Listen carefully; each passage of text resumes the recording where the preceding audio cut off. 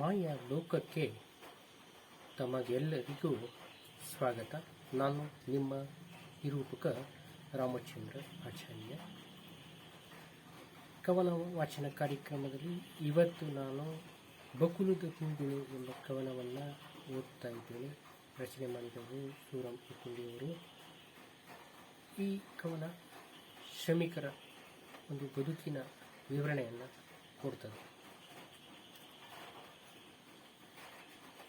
ತಲೆಗೆ ಸುತ್ತಿದ ತುಂಡು ಬಟ್ಟೆ, ಹೆಗಲಿಗೆ ಸಲಿಕೆ, ಕಪ್ಪು ವಿಗ್ರಹದಂಥ ಮೈಯ ಮಿರುಗು, ಕೆಂದೂಳಿಯಲ್ಲಿ ನಡೆದ ಕಾಳೆ ಒಮ್ಮೆಲೇ ನಿಂತು ವಿಸ್ಮಯದಿ ನೋಡಿದನು ಹಿಂದೆ ಸರಿದು. ಕಲ್ಲು ಮುಳ್ಳಿನ ಬೆಟ್ಟ, ಬುಡದಲ್ಲಿಯೇ ಒಂದು ಬಕುಲ ವೃಕ್ಷದ ತುಂಬ ಹೂವು ಸುರಿದು, ಟೊಂಗೆ ಟೊಂಗೆಗೆ ಕುಳಿತ ಹಿಂಡು ಹಕ್ಕಿಯ ಹಾಡು, ಹೆಂಡತಿಗೆ ಹೇಳಿದನು ಕೂಗಿ ಕರೆದು, ಗಂಡಿಯನೆ ಸೋಮಿ ಬಂಡಿ ಹಬ್ಬದ ಹೀಗೂ, ಇಷ್ಟು ದಿನ ಎಲ್ಲಿದ್ದವಿಷ್ಟು ಹೂವು, ಅನುಗಾಲ ಇಲ್ಲಿಂದಲೇ ಹಾದು ಹೋದವರು, ಕಂಡಿದ್ದೇವೆಯೇ ಇಂಥ ಸೊಬಗನವು.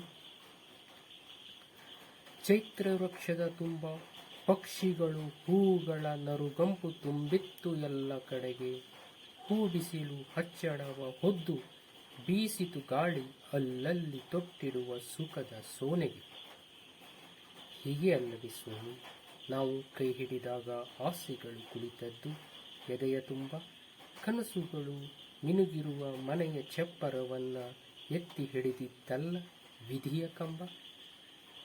ಜಿನುಗು ಮಳೆ ತೊಯ್ದ ದಿಬ್ಬಣದ ಸವಿ ಶೋಭಾನಿ, ಕೈ ಹಿಡಿದ ಕ್ಷಣದ ಸುಖವಾದ್ಯವೊಂದು, ಅಲ್ಲಲ್ಲಿ ಸೊಲ್ಲಿಸಿದ ಹರಕೆಗಳು ಹಂದರದಿ ಸುರಿದ ಪಾಯಸವನುಂಡು.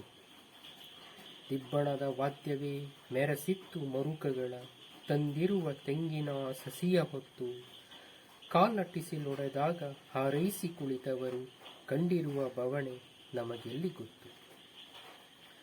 ಸುತ್ತಿನ ಬಿಡಾರಗಳ ಮೆಟ್ಟಿರುವ ಕತ್ತಲನ ತೊಳೆದಿತ್ತು ದಿಬ್ಬಣದ ವಾದ್ಯ ಹಾಡಿ ಒಂದು ಕ್ಷಣ ಮೈಮರೆತು, ಅಂದುಕೊಂಡರು ಅವರು ಯಾರಿಲ್ಲಿ ಮಾಡಿದರು ಇಂಥ ಮೋಡಿ.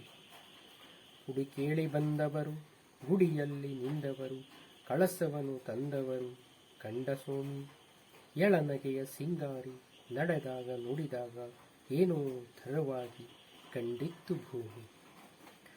ಬೆಟ್ಟದಲ್ಲಿ ಈ ಅಮ್ಮ, ಮನೆಯಲ್ಲಿ ಆ ಅಮ್ಮ, ನೆಲದಮ್ಮ ನೀಡಿರುವ ಗಿಡದ ಹೂವು, ಒಲುವು ಚಿಗುರೊಡೆದಾಗ ಒಂದು ದಿನ ಮರೆತಾವು ನಮ್ಮ ಬಡ ಬದುಕುಗಳು ಉಂಡ ನೋವು. ಮಡಕೆಯಲ್ಲಿ ಗಂಜಿ ಅಸ್ಪಷ್ಟ ಅಂಜಿಕೆಗಳನ್ನು ಹೆಡಿಗೆಯಲ್ಲಿ ಹೊತ್ತು ನಡೆದಿರಲು ಜೊತೆಗೆ, ಉಪ್ಪಿನಾಗರದಲ್ಲಿ ಬಾಣಲೆಯ ಬೆಂಕಿಗಳು ಆರಿದವು ಬಕುಲದಲ್ಲಿ ಒಂದು ಗಳಿಗೆ. ಧನ್ಯವಾದಗಳು.